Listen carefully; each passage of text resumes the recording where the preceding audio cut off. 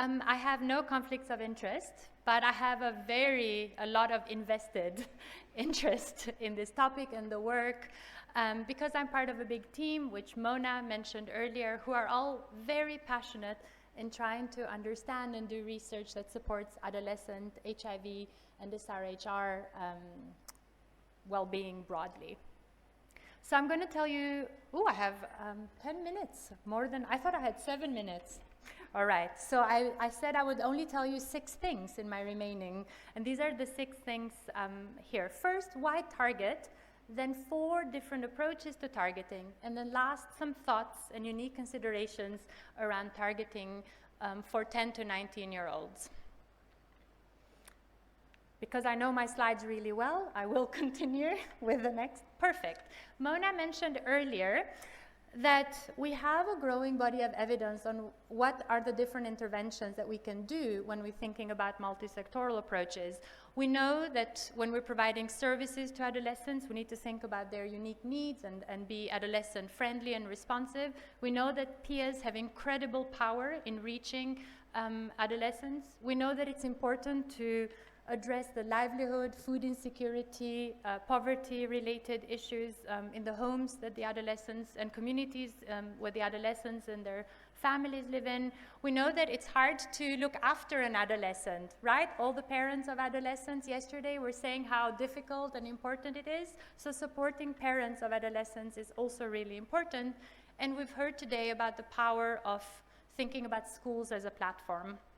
However, we have limited resources. So one of the questions that we all hear is, how do we find those who need the most? Either all 5 of these programs and components, or any combination of them. And this pyramid isn't meant to give us the answer, but it's meant to give us an idea of why we're thinking about this. There are things that everyone should get. How many people here have heard about universal health care? Yeah? So that would be for everybody. It's in the name, universal. But there are some programs that we can only do for some people, and I'll give you a couple of examples of those. And then we think about these as maybe people who are at immediate risk or have something that's happening to them that we must address straight away. And then there's a smaller group of people who may actually be having a harder time, and it's very difficult to think about them getting one intervention that addresses all of these issues. So for them, we want to think about understanding these multiple needs and providing multiple components in the suitcase that Linda Gale has been giving us as the idea. So these are 4 different ways that we do targeting at the moment. And some of these are very HIV specific, and some of these are broader. The first one is geographical targeting, and I'm sorry about the text formatting a little bit for the map of Lesotho over here.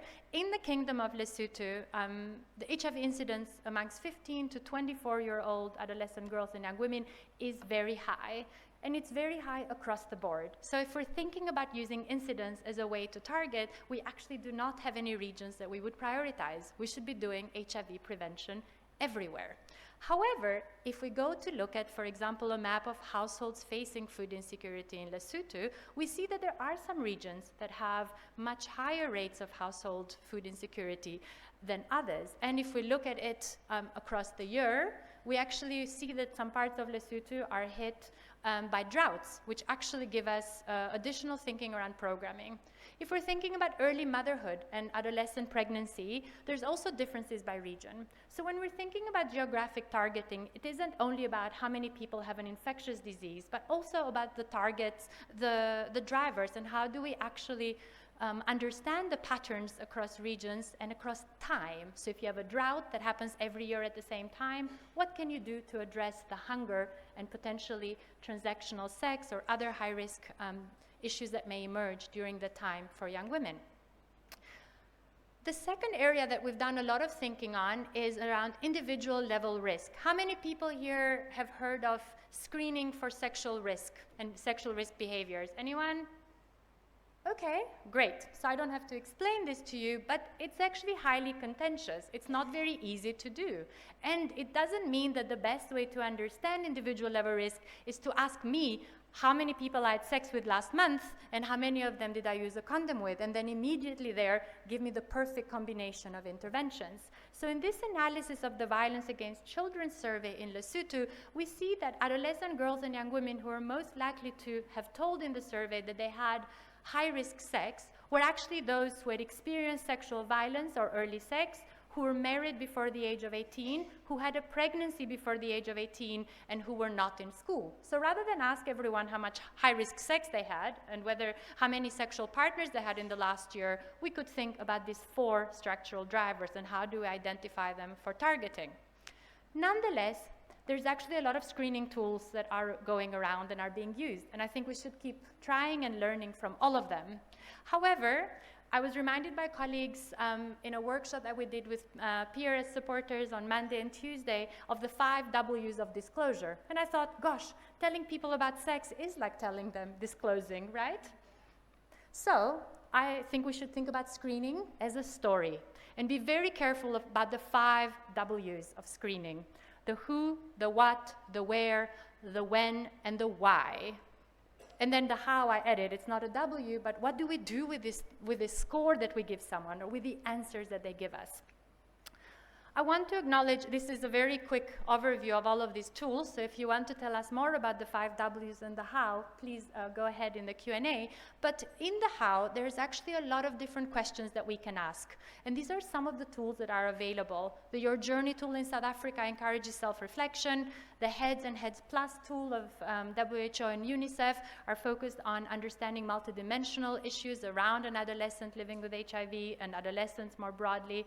One can do screening around mental health and substance use, and there's well-validated tools. We heard of the PHQ-9 earlier today. One can do gender-based violence or violence broad screening integrated in antenatal care or in HIV care. Colleagues here in Zambia have been piloting that with work that Dr. Cristina Laurenzi has been leading. And one can also do work that is usually very common in case management, which is more health vulnerability assessments, like PEPFAR work and OVC programming. But there's also groups that are at risk for whom we can do programs. For example, how are we supporting and designing programs for pregnant and breastfeeding adolescent girls and young women? They are multiple times at greater risk than others in the same age group. And Jenny will tell us a little bit about that in her presentation. And what about adolescents living with HIV? It's not always easy to find them because there's lots of issues around stigma and disclosure, but they experience multiple adversities. And all of the factors that resulted in exposure and acquisition of HIV do not disappear the moment a positive test is received. So Mona shared earlier data on multisectoral packages in South Africa. And it's important to think, how do we reach our HIV goals as well as SRH goals, but also education, jobs, and violence prevention. There's really brilliant examples from Ethiopia, and this is my last approach to targeting, about what existing programs can do. Community healthcare workers, when supported with a structured program, can improve not only delaying pregnancy, postponing child marriage, but also literacy and education enrollment in adolescent girls and young women. And this is happening at scale, and I'll tell you a bit more about this if we have time later. There's a really great example in Tanzania called Ujana Salama, where HIV prevention was layered on a social protection program. And look at all of the different outcomes where we observe change. Finally, some considerations. We really need to think about risk in adolescence changing, but also vulnerabilities. And we really need to think how our screening and targeting is taking that into account. Our work should be age and life stage appropriate. A 17-year-old who is a parent is different from a 17-year-old who is not yet a parent, and not just because of their physical and cognitive development, which is also extremely important. Generation Z and Alpha. How many of you are Generation Z in the room? Do you know what that is? Yeah? Generation Alpha? How many Generation Alpha?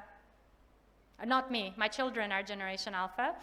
But you're very different. We can barely keep up with you. So we really need to think about all of our tools and how we do that. But finally, we also just need to get off this mindset of adolescents and as either older children or little adults, because you have a lot of power in you, don't you? And you keep reminding us that even though I think I'm a 17-year-old with 23 years of experience, I also have 23 years of forgetting. My colleague Puma is laughing there. I forget a lot. So peer supporters from KCIA, are you in the room? Yes, can you help me with a cheer for Nothing for Us Without Us? Go for it.